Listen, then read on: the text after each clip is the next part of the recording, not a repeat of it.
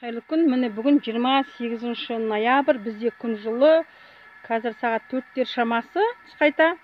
Не күн жылы. Біз мына жерде 3 КАМАЗ гөңді жуып жатырмыз. Мына уже жуу процесіміз бүгін түсірілді. 3 КАМАЗ. Тағы да 200 квадрат метр жерге шлаушан дайындамақпыз. Бізде күн жылы. Міне 3 лунка, 4 лунка дайындап. 4 лунка дайындап, біз қазір жууға дайындаймыз.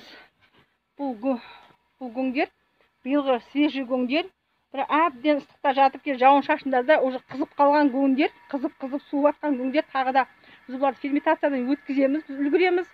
Өйткені бүгін енді 28-і, әлі күн жылы біздің оңтүстікте.